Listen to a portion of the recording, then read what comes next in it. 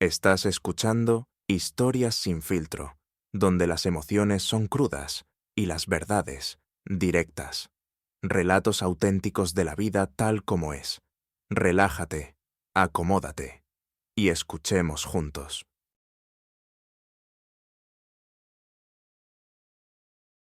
Elena se apresuraba por el luminoso pasillo del hospital. Necesitaba terminar el papeleo cuanto antes. El día de hoy prometía ser agotador. 2 operaciones complicadas, y una de ellas a una niña cuya familia estaba estrechamente ligada a su pasado. Un pasado que preferiría olvidar, pues encerraba demasiado dolor, injusticia, miedo y resentimiento. Parecía que todo eso había quedado atrás, que había comenzado una nueva vida y que nada recordaba ya los penosos años de su juventud. Sin embargo, hacía muy poco tiempo, el pasado había vuelto a llamar a su puerta, pero esta vez el encuentro fue completamente distinto. En la consulta estaban sentadas aquellas mismas personas. A Elena la recorrió un escalofrío como si le hubieran echado agua helada. Las reconoció al instante, aunque habían pasado muchos años desde que, siendo una muchacha muy joven, con una ligera mochila a la espalda, había huido literalmente de casa. Ambas habían cambiado, pero Elena no podía dejar de reconocerlas. La conversación fue larga, tortuosa. No buscaban reproches, aunque motivos para ellos había de sobra. Simplemente, una desgracia inmensa se había cernido sobre ellas. Después de esto, ¿quién no creería en el boomerang del destino? Y, como suele ocurrir, este boomerang había golpeado a una persona completamente inocente, a una pequeña. Él, o mejor dicho, ella, necesitaba ayuda. Elena, como médica en ejercicio, ya se había enfrentado a casos similares y sabía cómo actuar. Esa noche, después de aquel encuentro, Elena tardó mucho en conciliar el sueño. Los niños hacía tiempo que soñaban en sus habitaciones. Su querido marido respiraba rítmica y profundamente dormido. Elena se removía, recordando, y aunque no quería, las imágenes del pasado se presentaban ante sus ojos, como fotogramas de una vieja película. Elena no recordaba a su madre. Sabía que su madre había existido alguna vez, pero la niña solo tenía 4 años cuando falleció el ser más querido. Elena se enteraba de cosas sobre su progenitora por su padre, quien, por cierto, no le gustaba mucho recordar a su primera esposa, en parte porque le causaba dolor. Al crecer, Elena notaba la tristeza en sus ojos cada vez que se hablaba de su madre. Pero en su casa apareció Carmen, una mujer que entró en sus vidas cuando Elena tenía 7 años y que de inmediato ocupó el lugar de dueña de pleno derecho. La madrastra no toleraba las menciones a su predecesora, por lo que el padre guardaba silencio, no queriendo disgustar innecesariamente a su actual esposa. Elena tenía otra pariente, la prima de su madre, tía Isabel. Vivía en otra ciudad. Desde pequeña, Elena viajaba a visitarla 1 o 2 semanas al año durante las vacaciones. Y antes de que Isabel se mudara, sobrina y tía se veían con mucha más frecuencia. Era un tiempo feliz. Tía Isabel llevaba a la niña al teatro y a los museos. Paseaban, hablaban, reían. El hijo de tía Isabel, Miguel, que ya era estudiante de secundaria, ayudaba a su hermana pequeña con las matemáticas. La llevaba por la ciudad a caballito sobre sus fuertes hombros y a veces la llevaba consigo de paseo. Todos sus amigos, especialmente las chicas, trataban a Elena con mucho cariño. Era maravilloso. Pero Carmen no soportaba a tía Isabel. Esto lo entendía incluso la pequeña Elena. La madrastra hablaba mal de ella, con evidente desprecio. Tía Isabel no era bienvenida en la casa de Elena, y esto entristecía y sorprendía a la niña. ¿Cómo era posible no querer a tía Isabel? Si era tan buena, tan amable, tan alegre. Tía Isabel a menudo le contaba a Elena cosas sobre su madre, principalmente historias interesantes de su infancia y juventud compartidas. Las primas eran muy cercanas, vivieron juntas muchas cosas, tanto buenas como malas, divertidas y peligrosas. Tía Isabel admiraba sinceramente a Sofía, y Elena simplemente adoraba escuchar esas historias y mirar las fotografías que guardaban la memoria del ser más querido, a quien ella no recordaba en absoluto. «¿Cómo se alegró tu madre de tu nacimiento?», sonreía tía Isabel mirando a Elena. «Volaba sobre alas. Ella y yo hacíamos planes sobre cómo te criaríamos, te desarrollaríamos, te educaríamos. Tenías unos deditos tan finos, como si fueran hábiles.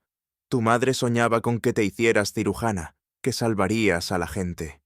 Ella tenía el corazón enfermo desde niña, un defecto complejo, y nadie pudo curarla. Quería que su hija ayudara a personas como ella, que las hiciera sanas, felices. Por cierto, a Elena no se le escapó que tía Isabel también sentía una fuerte aversión hacia Carmen, y hacia su padre también. No, la tía no decía nada de eso. La niña lo veía en el cambio de timbre de voz de Isabel, en la expresión de sus ojos. Elena se preocupaba.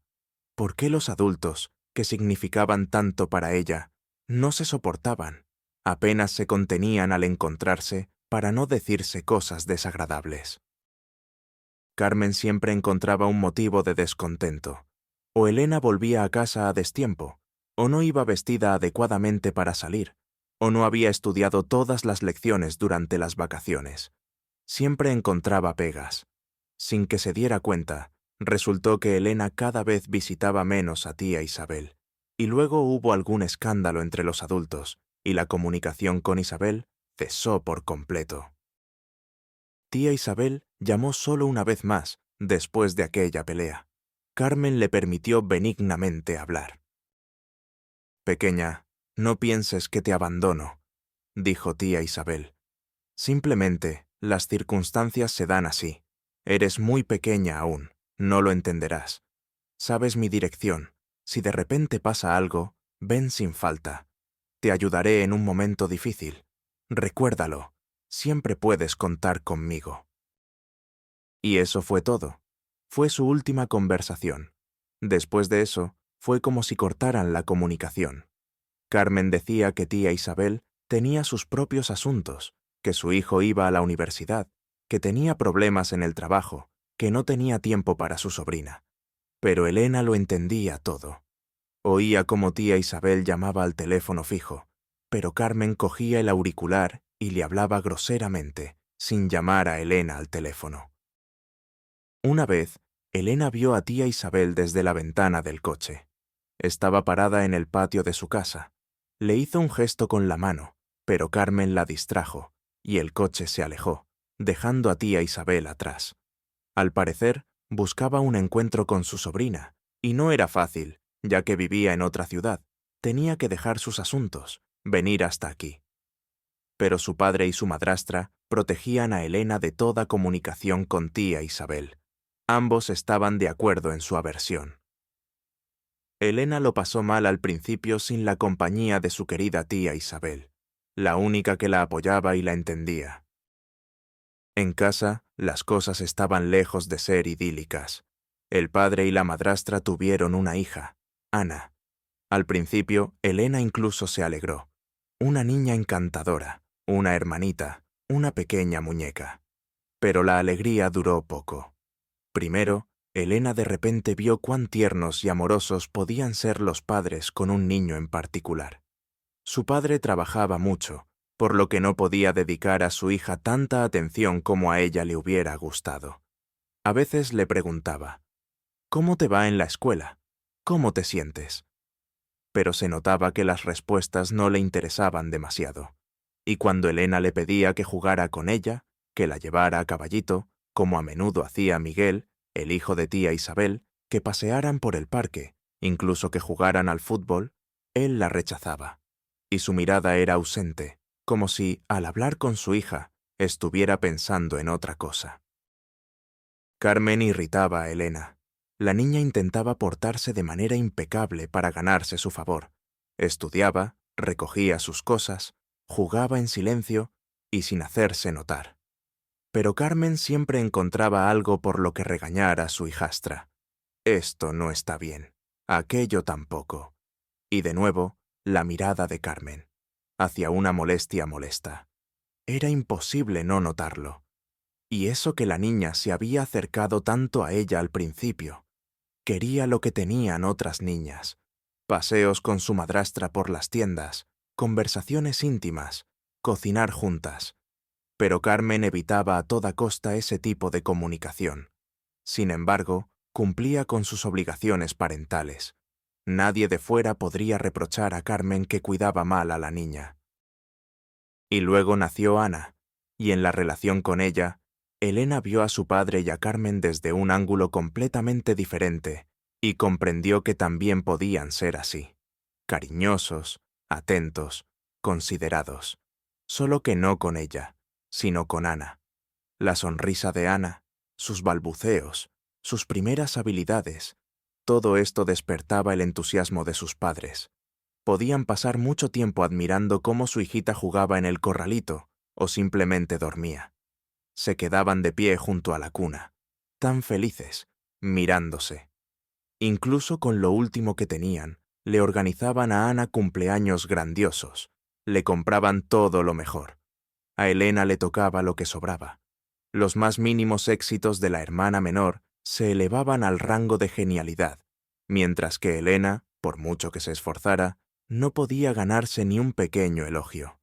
Estudiaba muy bien, era una alumna sobresaliente en todo, pero eso se daba por sentado.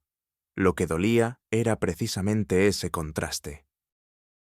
No, Elena no envidiaba las muñecas y los vestidos de su hermana. Al fin y al cabo, ella también iba vestida. La cuestión era completamente diferente. A Ana sus padres siempre la escuchaban con verdadero interés. Les gustaba pasar tiempo con ella. A menudo se alegraban de sus respuestas. Y Elena, ella se sentía como una extraña en esa familia, completamente ajena. Su padre a veces intentaba comunicarse con su hija mayor, como si fueran a hablar de corazón a corazón. Se notaba que hacía un esfuerzo, y que en realidad no le interesaba especialmente escuchar sobre la vida de Elena. Carmen, por su parte, se irritaba con su hijastra, y con los años la mujer casi dejó de ocultarlo. Más tarde, Elena adivinó que era Carmen quien ponía a su padre en su contra. Le contaba solo cosas malas de ella, la presentaba de forma negativa. Lo hacía de manera muy sutil y hábil. Su esposo ni siquiera sospechaba los propósitos de su esposa, sobre todo porque casi nunca estaba en casa. Trabajaba mucho. Incluso le estaba agradecido a su nueva esposa por ayudarlo, criar a su hija, cuidarla y mimarla. Su padre trabajaba por temporadas. Elena vivía meses enteros solo con Carmen y Ana, sintiéndose una extraña en su propia casa. Poco a poco, Elena fue adquiriendo muchas responsabilidades. Tenía que limpiar las habitaciones antes de que Carmen volviera del trabajo, ir a la tienda, preparar la cena, llevar a Ana a clases y actividades extraescolares. El 90% del tiempo, Ana era demasiado pequeña para ir sola a sus actividades de desarrollo, por lo que Elena la acompañaba, quien además tenía muchas tareas domésticas, sin mencionar los deberes escolares. En los últimos años de secundaria les ponían mucho trabajo. Elena estaba acostumbrada a hacerlo todo a conciencia, por lo que se quedaba despierta hasta tarde, con poco tiempo para descansar. Elena intentó hablar con Carmen, explicarle a su madrastra que le resultaba muy difícil vivir con ese ritmo. Por supuesto, eso no sirvió de nada. «Simplemente eres una vaga», suspiró Carmen, «como la mayoría de los adolescentes de hoy. Pero nosotros, tus padres, somos responsables de tu educación y hacemos todo por tu propio bien». Acercarse a su padre era inútil. Carmen lo había influenciado sutilmente, y además, él le estaba agradecido por criar tan bien a su hija, inculcándole amor por el trabajo y una disciplina razonable.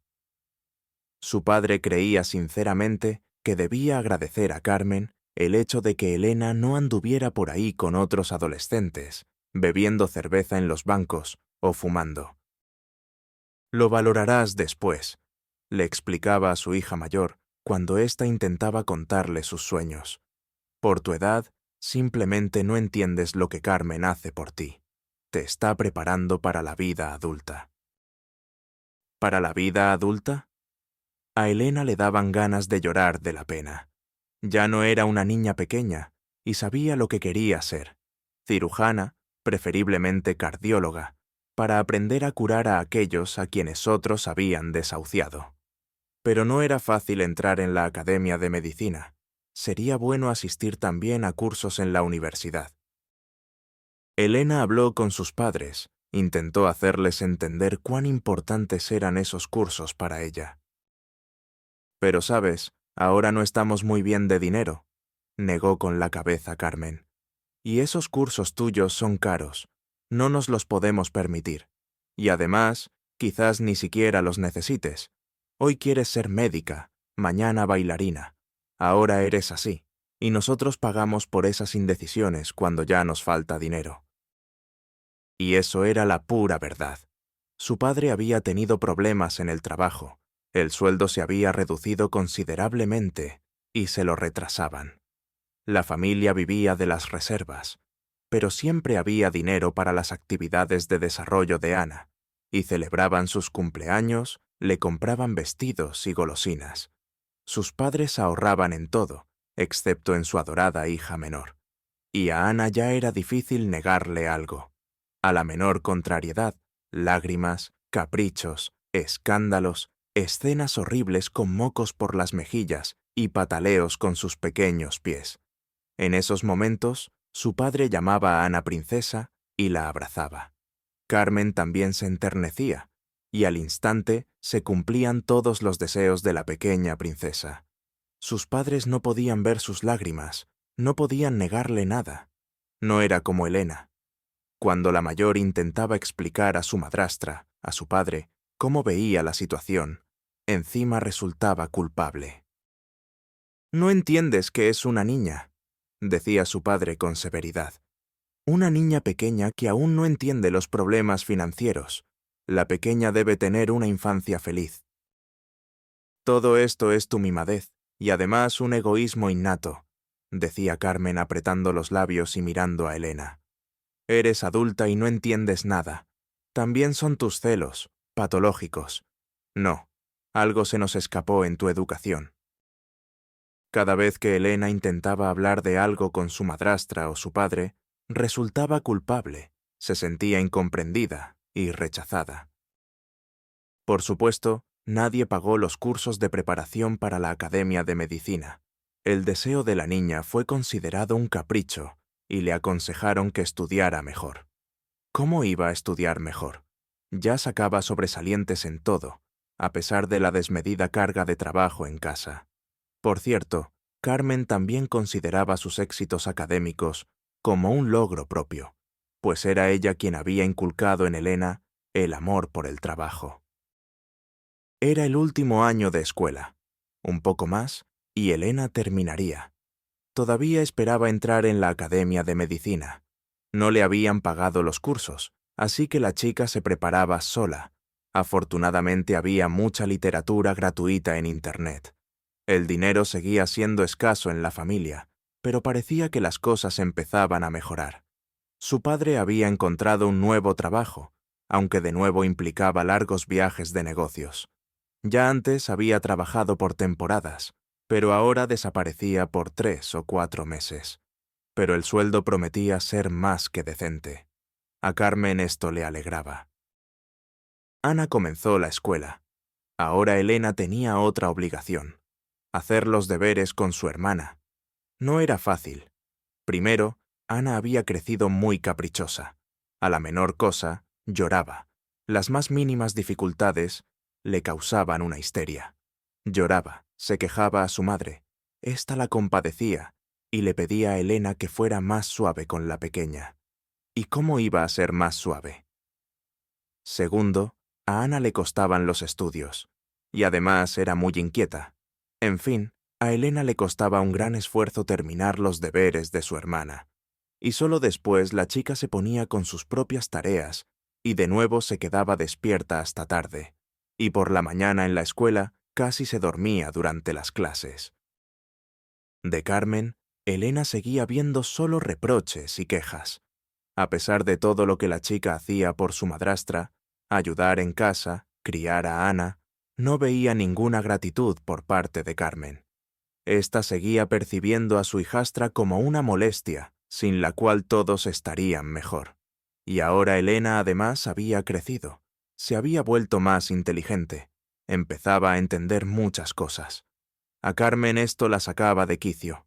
La madrastra no ocultaba que soñaba con el día en que Elena emprendiera su propio camino, volara del nido. Le decía a su marido que la vida después de que su hija mayor creciera, se arreglaría y sería completamente diferente. Es decir, incluso su padre percibía a Elena como una especie de molestia inoportuna. A veces, la chica compartía sus preocupaciones con una compañera de clase, Laura. Era callada e inteligente, incluso sabia, a pesar de su corta edad. Era joven, pero su alma parecía vieja, como si hubiera visto mucho. «Tu madrastra es una madrastra típica», negaba con la cabeza Laura, escuchando a Elena. «Pero no pasa nada, la vida es así. Pondrá todo en su lugar, ya verás, te acordarás de mis palabras. Y tú te mantendrás firme, y todo te irá de maravilla con esa fortaleza que tienes». Las palabras de su compañera la animaban, le infundían esperanza en un futuro brillante, le daban fuerzas para vivir. Elena no renunció a su sueño. Quería ser cirujana y hacía mucho por ello, y sabía que, al terminar la escuela, llevaría los documentos a la Academia de Medicina. La academia estaba en su ciudad a solo 3 paradas de casa, se podía ir andando. Un edificio antiguo y majestuoso en el centro. La chica a menudo pasaba por delante de él entre jóvenes que se apresuraban a ese templo de la ciencia para asistir a clases. Era su sueño. Y he aquí el certificado en manos de Elena, rojo, de modelo especial, e incluso una medalla de oro, un signo de distinción. Elena estaba contenta y muy satisfecha consigo misma. No fue a la graduación. Carmen dijo que no tenían dinero para eso por el momento, pero Elena tampoco tenía muchas ganas de ir a ese restaurante, y casi ni se entristeció. «Bueno», dijo Carmen por la noche el día de la entrega de certificados. Su padre, como de costumbre, estaba de viaje de negocios. «Ahora eres una persona adulta, tienes casi 18 años. Te hemos criado todos estos años, te hemos dado todo, ropa, comida, un techo sobre tu cabeza. Ha llegado el momento de que vueles del nido paterno». «¿A dónde?», no entendió Elena. «¿Cómo a dónde? A trabajar, claro. ¿Qué estudios? Elena, deja ya esas fantasías tontas. Basta de soñar con lo inalcanzable. ¿Academia de Medicina? ¿Sabes cuánta competencia hay? Y yo me he informado. 12 personas por plaza. No entrarás, ni lo sueñes». Yo me he preparado y me siento capaz. Todo eso es tu arrogancia. Nunca entrarás en una universidad así.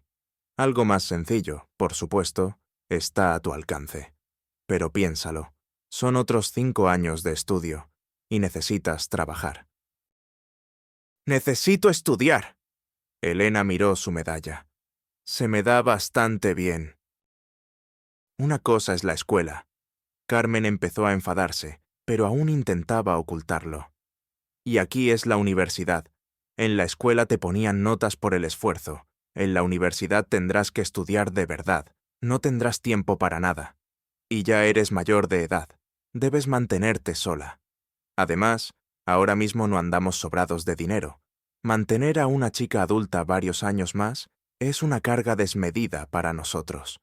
Hablaré con tu padre sobre este tema. De hecho, ya he hablado, y él está completamente de acuerdo conmigo. Elena, no vale la pena gastar años en estudiar. Es una tontería en nuestra situación. Luego, con esos mismos diplomas, la gente está en las cajas a la par de los que no terminaron la universidad. Yo lo sé bien. Carmen precisamente trabajaba de cajera. Tenía a sus espaldas un colegio de derecho incompleto, y a menudo se refería con cierta malicia a sus colegas cajeras, con diplomas de economistas y abogados. «Simplemente aún no conoces la vida», la reprendía a su hijastra. «Nada de universidades, nada de cursos, y nada de peros. Ya lo he arreglado. Tengo una conocida que es contable principal en una comunidad de vecinos, y necesitan un conserje. Para empezar, no está mal. Lo más importante es que proporcionan vivienda a sus empleados por muy poco dinero en un fondo de reserva. Es decir, mañana mismo podrás mudarte de aquí y empezar tu vida». Y entonces Elena se enfadó. Por primera vez en su vida, se permitió hablarle así a su madrastra. «No tienen derecho a decidir mi destino. Seré cirujana. Eso es seguro. Es mi sueño, y ustedes ya no me mandan. Me han humillado toda la vida. ¿Creen que no veo ni entiendo nada?» Elena se desahogó de verdad. Nunca había hablado así con sus padres, simplemente no se atrevía. Y aquí, todas las ofensas acumuladas durante esos años parecieron estallar. La chica gritaba sobre sus sentimientos, sobre la injusticia, y extrañamente se sentía mejor. Comprendió que después de esto, todo cambiaría. «¡Ah, ingrata descarada!». Carmen miraba a su hijastra con odio descarado. «Lárgate de aquí, ya que eres tan lista e independiente». «Esta también es mi casa», recordó Elena con calma. «Mía y de mi padre. No tienen derecho a echarme de aquí. Pero me iré sola, con gusto». Empezó a recoger sus cosas. No cogió mucho. Dinero, documentos, ropa para los primeros días. Le quedó una mochila pequeña y ligera, justo lo necesario. Elena sabía a dónde ir, aunque no podía imaginar lo que le esperaba allí. Después de todo, hacía tantos años que no se comunicaba con tía Isabel. Pero algo le decía que en casa de Isabel sería bienvenida, y la recibirían como la recibían en su infancia. La apoyarían, la ayudarían, la consolarían, le darían fuerzas para cumplir su sueño. Hacía tiempo que debería haber ido allí, en lugar de soportar los maltratos. Salió del apartamento sin mirar atrás. Carmen ni siquiera se giró. Elena no tenía dudas. Por supuesto, le contaría a su padre, y la presentaría como siempre. Grosera, ingrata, casi una criminal. Su padre le creería. Creía cada palabra de su esposa. Así le resultaba más sencillo, más cómodo. Bueno, era hora de admitir que ni siquiera su propio padre entendía ni aceptaba a su hija. Él había tomado su decisión. Nada más la unía a esa familia. Bueno, aparte de la herencia común, claro, pero era demasiado pronto para pensar en eso. Sala de espera. Compró el billete para la ciudad donde vivía tía Isabel fácilmente, sin problemas. El autobús interurbano saldría en media hora. Elena consideró esa suerte una buena señal y sonrió. Aunque temblaba por las emociones vividas y la inquietud, la chica estaba casi segura de que su historia terminaría bien, y que ahora mismo, en este preciso instante, estaba dando un paso importante y correcto. Tía Isabel se sorprendió al ver a su sobrina en la puerta, pero la reconoció de inmediato, aunque no se veían desde que Elena tenía unos 10 años. Se abrazaron. Al encontrarse en los brazos de un ser querido, la chica finalmente se permitió desahogarse. Rompió a llorar. Luego tomaron té en la cocina. Hablaron. Elena contó su vida. Tía Isabel escuchaba, negaba con la cabeza, suspiraba. «Mira», dijo cuando Elena terminó de hablar, «te quedas a vivir conmigo. En nuestra ciudad también hay una academia de medicina. Si no entras ahora, te preparas un año, y entonces el próximo seguro que te aceptan». «Me encantaría, pero mi padre... ¿Y si no me deja?» «Cumples 18 años la semana que viene. Puedes elegir dónde vivir», le recordó tía Isabel. «Ya no te dejo volver allí. No pensé que te costara tanto la vida allí». Si lo hubiera sabido, te habría llevado por vía judicial hace tiempo. Tía Isabel le contó cómo Carmen le había prohibido comunicarse con Elena, y además había puesto a su padre en su contra. Pero eso no fue difícil. Él hace tiempo que está bajo su control. Le hizo creer que yo te influenciaba mal, que hablaba mal de ellos. Y yo te llamaba a menudo, e incluso venía, pero no me dejaban entrar, no me permitían verte, y los regalos que te compraba me los devolvían. Seguía tu vida en las redes sociales. A veces Carmen publicaba fotos en las que aparecías, a veces tu padre, pero tu página nunca la encontré. Pensé que al menos podríamos hablar por mensajería, pero no. No me permitieron. No me dejaron abrir cuentas en redes sociales cuando era adolescente. Dijeron que se perdía demasiado tiempo en eso. Y además, los niños no tienen nada que hacer en Internet. Hay muchos estafadores. Y luego, cuando me hice mayor, a mí misma ya no me apeteció. Quizás tus padres precisamente temían que yo mantuviera comunicación contigo, dijo tía Isabel pensativamente. De ahí las prohibiciones. ¿Y por qué? ¿Por qué siempre te trataron tan mal? Bueno, hay una razón, sonrió tía Isabel misteriosamente. Ya eres adulta, te contaré esta historia, y lo entenderás todo. Sofía e Isabel eran primas, más que hermanas, las mejores amigas. Dormían una en casa de la otra constantemente, iban juntas a la escuela, salían. Luego, al crecer, iban a las discotecas. Sofía e Isabel no tenían secretos entre sí, compartían lo más íntimo. Sofía tenía el corazón enfermo desde niña. A menudo estaba en el hospital. Isabel, después de la escuela, corría directamente a verla, a su mejor amiga.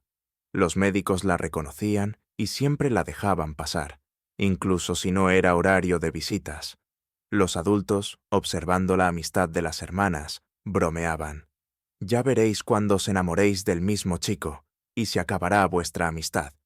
Las chicas declaraban a coro que eso nunca sucedería, y no sucedió. La primera en casarse fue Isabel, con un chico con el que estudiaba en la universidad. Alto, apuesto, inteligente, bueno. Sofía aprobó la elección de su hermana. Seréis felices con él. Y felices fueron, aunque no por mucho tiempo. Isabel muy pronto se quedó viuda joven. Su esposo se ahogó salvando a 2 adolescentes en la playa de la ciudad. Sacó a los chicos, pero él, Isabel justo entonces, era una madre muy joven. Su hijo, Miguel, apenas había cumplido 2 años. Por supuesto, Sofía estuvo al lado de la desconsolada Isabel en ese momento difícil. Incluso se instaló por un tiempo en el apartamento de su hermana. Cuidaba de ella, del pequeño Miguelito, intentaba animarla, distraerla. Pasó el tiempo. Isabel, lentamente, pero poco a poco, comenzó a recuperarse. La vida pareció estabilizarse, asentarse. Por supuesto, extrañaba a su marido, pero finalmente se acordó de sí misma. Sofía se alegró por su hermana, ya que durante mucho tiempo se había preocupado seriamente por su estado. Luego, también Sofía se casó con Javier, un hombre un poco mayor que ella, serio, formal. Ganaba bien, aunque tenía que trabajar duro, lo que no podía dejar de despertar el respeto de Isabel. El elegido de Sofía no es que no le gustara, simplemente no entendía qué podía haber atraído a su hermana. Parecían hechos de pasta diferente. Javier no era muy hablador, incluso severo, no entendía sus bromas. Y eso, Isabel lo consideraba una seria desventaja. ¿Sabes? A su lado me siento, intentaba explicar Sofía, como detrás de una muralla. E Isabel entendió. Sofía, su querida hermana, se había quedado sin padres pronto. Probablemente necesitaba un hombro firme a su lado. Y Javier, él era precisamente ese tipo de persona. Inmediatamente después de la boda, Javier compró un gran apartamento en una zona prestigiosa de la ciudad. Resultó que tenía ahorros, Además, en el trabajo decidieron ayudar a un empleado valioso. Sofía se dedicó con entusiasmo a amueblar el nuevo hogar. Iban de compras, elegían cortinas, lámparas y otros elementos importantes de la decoración. Era fascinante y agradable. Pronto nació un hijo en la joven familia, una niña, Elena. El hijo de Isabel, Miguel, ya era bastante mayor, casi un adolescente. Por cierto, esta maravillosa pequeña podría no haber existido. Los médicos desaconsejaban a Sofía tener hijos. Su corazón enfermo. No se sabía cómo podría reaccionar su organismo. Pero Sofía creía que una familia sin hijos no era una familia. Y su marido, Javier, soñaba con herederos. Y así se decidieron. El embarazo transcurrió perfectamente, a pesar de los temores de los médicos. La niña nació sana, fuerte. Parecía que todo había salido de maravilla, pero no del todo. Un año después del parto, el estado de Sofía comenzó a empeorar. La carga sobre un organismo no muy sano se hizo sentir. Pero Sofía no se arrepentía de nada. Cumplía las recomendaciones de los médicos, se hacía revisiones, tomaba pastillas. En general, cuidaba su salud e intentaba no ponerse nerviosa. Los médicos dicen que con mis indicadores, lo más importante son las emociones positivas y la ausencia de estrés. Bueno, emociones positivas tienes de sobra, sonreía Isabel, mirando a su dulce y divertida sobrina. Eso es. Y tampoco tengo estrés. Todo va bien en nuestra familia. Isabel esperaba que con el tiempo conocería mejor a Javier, se haría amiga de él. Al fin y al cabo, no era un extraño, el esposo de su querida hermana. Pero él seguía siendo igual de distante y silencioso. Llegaba a casa, y al encontrar a Isabel de visita, saludaba secamente y se retiraba al dormitorio. ¿Es que no le gusto?, le preguntaba Isabel a Sofía. No, ¿qué dices? Simplemente es así. Y además tiene mucho trabajo últimamente. Está cansado. Rara vez aparece por casa, constantes retrasos, viajes de negocios. ¿Qué le vamos a hacer? Un puesto de dirección.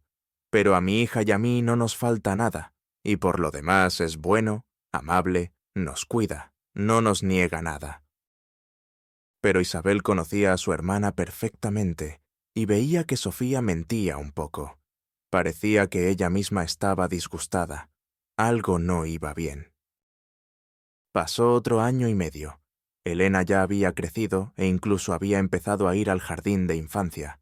Y Sofía no salía de los hospitales, estaba menos tiempo en casa, tenía que visitar a los médicos con más frecuencia que la gente normal y controlar cuidadosamente sus indicadores. Javier mantenía a la familia, pero dedicaba muy poco tiempo a su hija y a su esposa.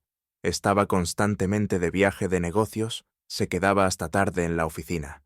Y en casa se comportaba de forma distante, lo que Sofía explicaba a su hermana, y quizás incluso a sí misma, como cansancio de su esposo. Pero Isabel lo veía, lo entendía. Algo no estaba bien. Le daba pena por su hermana. Y un día, Isabel se convenció con sus propios ojos de sus sospechas. Sí, Javier la estaba engañando. Ese día la llamaron de la escuela. Le dijeron que Miguel tenía fiebre y lo habían mandado a casa. La madre, alarmada, pidió permiso a su jefe. ¿Quién sabe? Quizás su hijo necesitaba ayuda. No estaba claro en qué estado se encontraba. Por eso, en ese momento, corría por la estación. Así el camino a casa era más corto. Y los vio, a Javier y a su acompañante. Una mujer hermosa, esbelta, alta, de aspecto moderno, de modelo, como se decía entonces. Salían de la sala de espera. Él llevaba las dos maletas, la suya y la de ella. Y Javier no era en absoluto como Isabel estaba acostumbrada a verlo. Entusiasmado, con los ojos brillantes, la boca sin parar de hablar, una sonrisa constante en el rostro. Miraba a su acompañante con una adoración casi palpable, y ella parecía permitirse ser admirada. E Isabel se detuvo, siguió a la pareja con la mirada. Un par de veces, Javier abrazó a la joven por la cintura, La atrajo hacia sí para decirle algo al oído, e incluso la besó una vez, apasionadamente y rápido, porque ella casi de inmediato lo apartó juguetonamente. En resumen, no quedaba ninguna duda. Y esto a pesar de que Sofía le había dicho que su marido se había ido a otro viaje de negocios. Pero el tren que acababa de llegar a la estación era una ruta directa desde Sochi. Al parecer, Javier y la belleza no habían ido de viaje de negocios, sino de vacaciones a un balneario. Isabel incluso dio una patada al suelo con fastidio. Los médicos le habían aconsejado a Sofía que respirara aire marino, pero Javier dijo que no tenía tiempo, pero irse de vacaciones con su amante, eso sí. Isabel pensó mucho si debía contárselo a Sofía. Por un lado, su marido la engañaba, y la propia Isabel preferiría saber esas cosas, aunque la verdad fuera increíblemente amarga. Pero Sofía tenía el corazón enfermo. Los médicos le recomendaban evitar el estrés. ¿No sería la noticia demasiado dura para ella? En resumen, Isabel decidió no preocupar a Sofía, y en cambio, hablar con Javier con franqueza. Para tener esa importante conversación, la mujer se dirigió al trabajo del marido de su hermana. La oficina de Javier estaba en el centro de la ciudad. Javier se sorprendió al ver en la puerta de su despacho a la hermana de su esposa. ¿Ha pasado algo?, preguntó.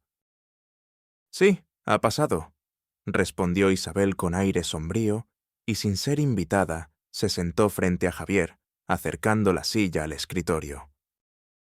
Y la mujer le contó a Javier lo que había visto en la estación, con detalles, sin omitir nada. Javier escuchó tranquilamente, sin mover una ceja. Y luego... Sí, tengo una mujer. Hay sentimientos reales entre nosotros. Tengo que verme con ella, en secreto. Yo mismo no estoy encantado con esto. Pero, ¿por qué?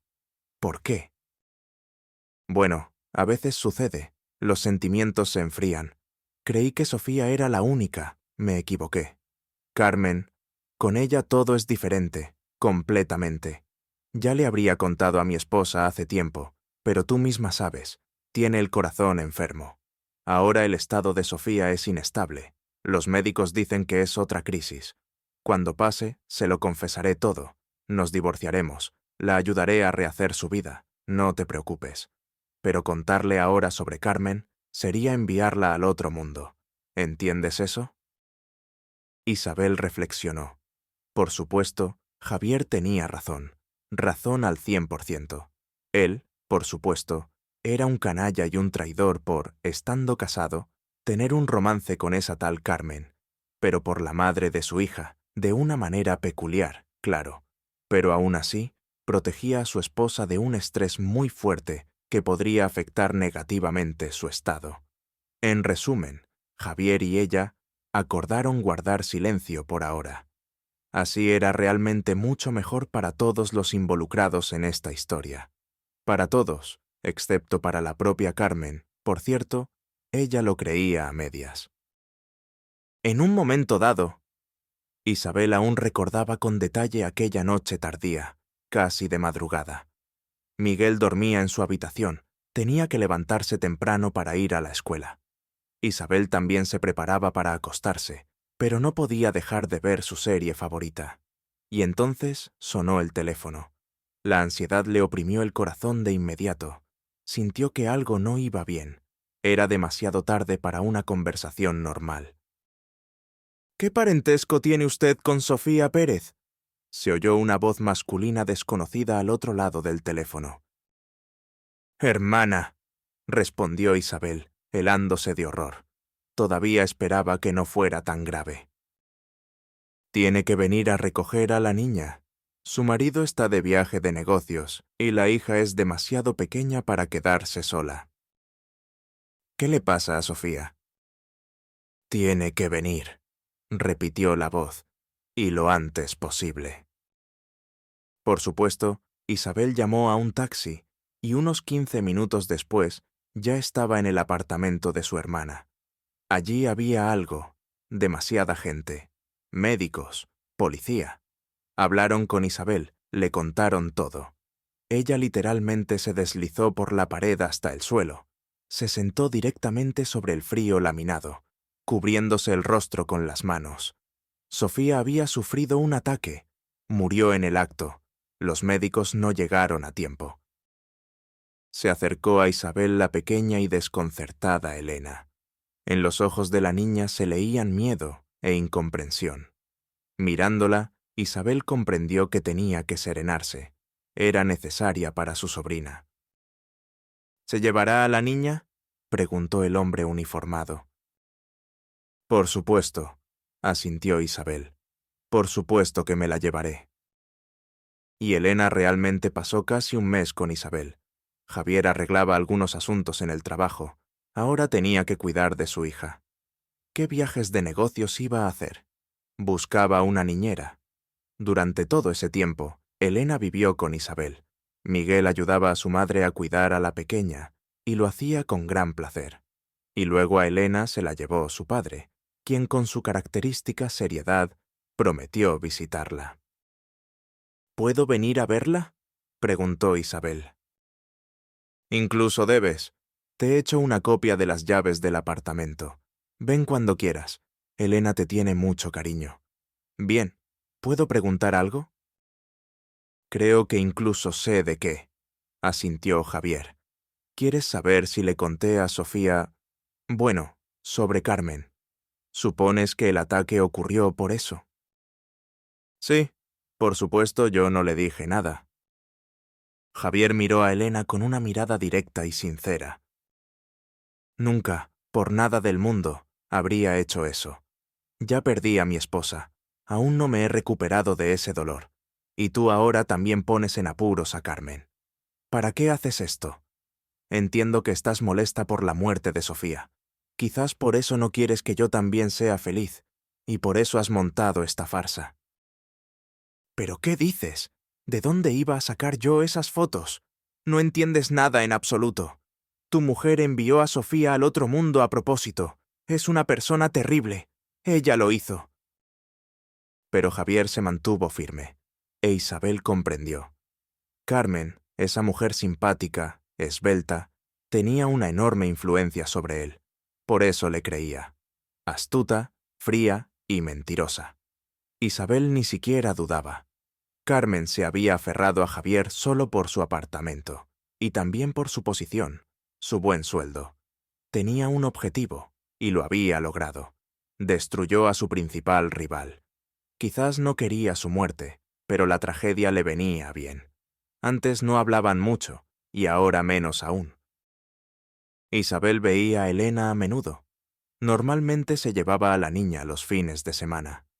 Javier seguía trabajando mucho.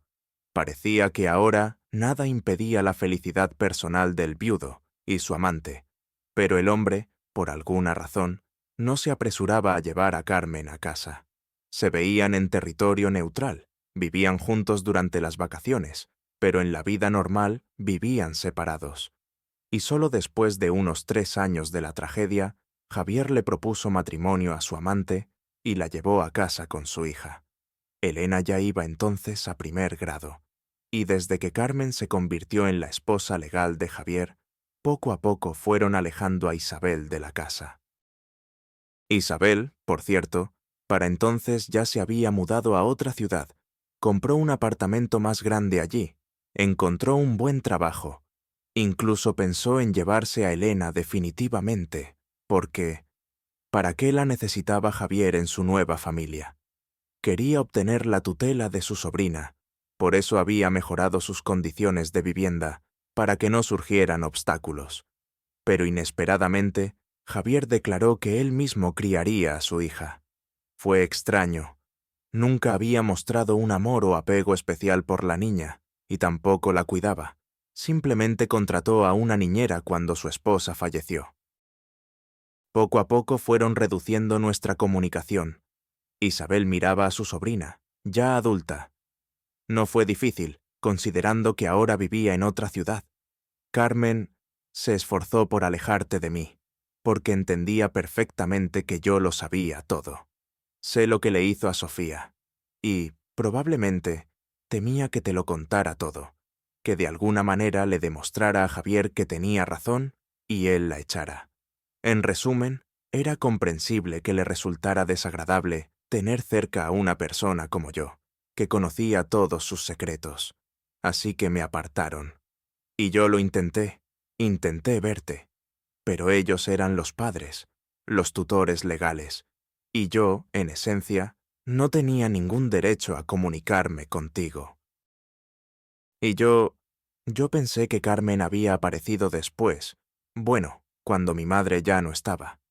Quizás por eso retrasaron la boda, para que tú pensaras eso después, cuando crecieras. No, Carmen estaba en la vida de tu padre antes de la tragedia, y, muy probablemente, ella fue la causa de lo que le sucedió a tu madre. Me daba miedo dejarte con una persona así, pero ¿qué podía hacer? Además, te vigilaba desde lejos. Desde fuera todo parecía ir bien, ni siquiera pensarías que te costaba tanto la vida allí. ¡Qué mujer tan... Ni siquiera se compadeció de una niña! No volveré con ellos. Claro que no volverás. Ahora tienes casi 18 años. Puedes decidir tú misma dónde vivir. Mañana mismo iremos contigo a la universidad. Averiguaremos qué necesitas para la admisión. ¿Trajiste los documentos contigo? Sí, solo pude meter poca ropa. Eso no importa. Mañana compraremos todo. Lo importante son los documentos. Carmen estaba junto a la máquina de café y esperaba a que el enorme aparato le preparara chocolate caliente. Tenía un sueño increíble. De nuevo, la pequeña Clara había estado inquieta toda la noche. A veces le costaba respirar, a veces le dolía el pecho. La enfermedad de su nieta, el tesoro más preciado de Carmen, progresaba. La niña no podía jugar con sus amigos, no podía ir al jardín de infancia. Su hija Ana, evidentemente, no estaba preparada para dificultades como un hijo enfermo. Se ponía histérica, caprichosa, e incluso se enfadaba con su hija, que no tenía culpa de nada. Fue Ana y su novio, un don nadie, quienes, borrachos, concibieron a la niña. Y luego, durante el embarazo, la futura joven madre no se contuvo demasiado. Fumaba y bebía cerveza. Carmen intentaba vigilar a su hija, pero eso es imposible. Estar pendiente de un adulto las 24 horas del día. La gente tenía razón. Realmente habían mimado a Ana. Y Carmen solo quería que su hija fuera feliz. Numerosas actividades de desarrollo, regalos, sorpresas, cumpleaños. Carmen invirtió en su hija todos los recursos a su alcance. Ana no tenía tareas domésticas, porque su madre creía que su hija ya tendría tiempo de trabajar en la vida. Javier no se inmiscuía demasiado en la educación de su hija menor. Confiaba plenamente este asunto a su esposa. Y, en general, nunca estaba en casa. Ganaba dinero para poder mantener a la familia. Carmen estaba segura. El amor no puede estropear. Los caprichos infantiles pasarán con la edad, y su hija crecerá como una persona fuerte y respetuosa consigo misma.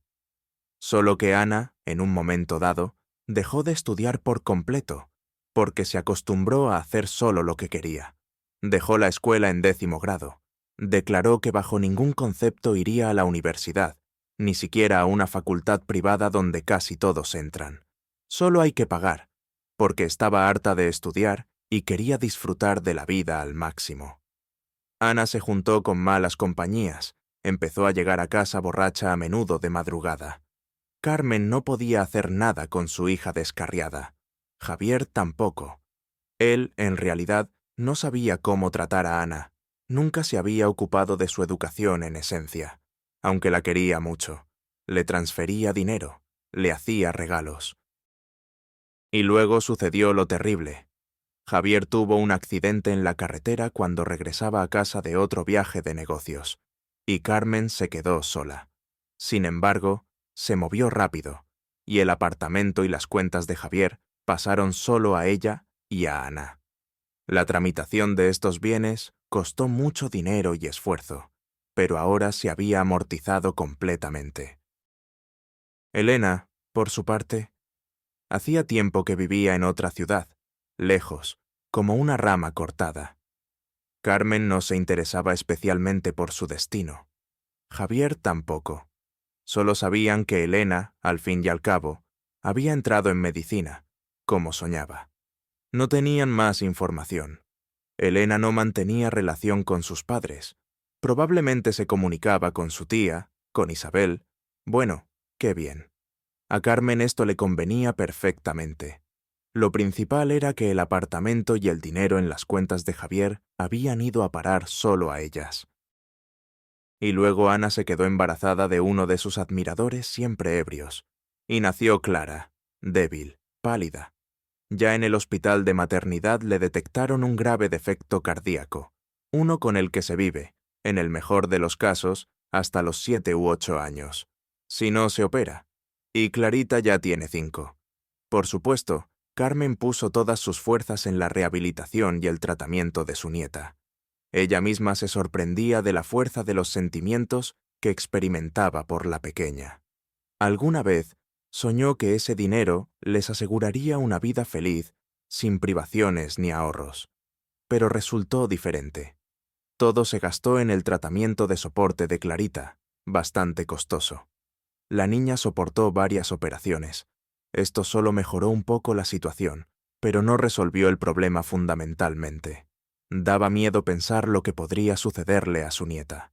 Incluso Ana, normalmente despreocupada, frívola, y pensando solo en sí misma, incluso ella, al parecer, comprendió que las bromas se habían acabado y, en la medida de lo posible, intentaba cuidar a su hija. Pero la mayor parte de las preocupaciones recaían sobre los hombros de Carmen. En la ciudad, todos se negaban a seguir tratando a Clara. No había aquí tales posibilidades, ni los especialistas necesarios. Así que Carmen, Ana y Clara se fueron a Moscú. Les recomendaron un centro de cirugía infantil donde, al parecer, trabajaban casi magos, ayudando incluso en los casos más difíciles.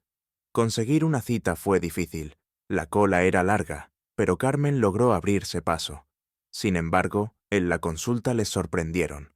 La cola era enorme porque venía gente de todo el país, y la mayoría de los pacientes tenían situaciones como la de Clara, que no admitían demora. No se podía adelantar a nadie, y para entonces el estado de la niña bien podría empeorar tanto que nadie la llevaría ya a la mesa de operaciones.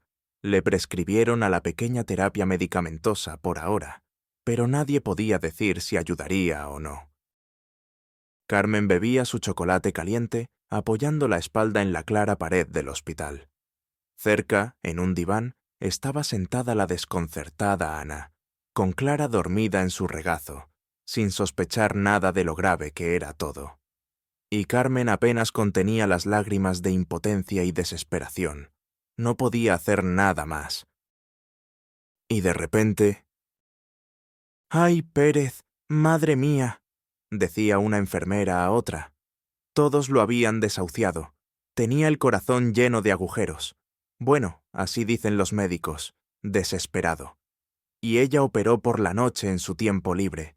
No se apartó de la mesa en 5 horas y salvó al chico. Ahora vivirá y se pondrá completamente sano. Un milagro. La doctora Pérez es una cardióloga infantil enviada por Dios. Asentía de acuerdo la otra enfermera. Y además es una buena persona. Ojalá hubiera más gente así en el mundo. Disculpe, ¿dónde está la consulta de la doctora Elena Pérez? Carmen se acercó a las enfermeras y les pidió que la acompañaran a la consulta de esa doctora. Casi no tenía dudas. No, parecía demasiado fantástico. Pero aún así... Elena terminaba otro informe cuando de repente apareció en la puerta de su consulta una mujer del pasado. Aquella que una vez le había causado tanto dolor, tantos problemas. Carmen. Y a su lado, con un niño dormido en brazos, estaba Ana. Elena también reconoció a su hermana, aunque la había visto por última vez cuando era aún más pequeña.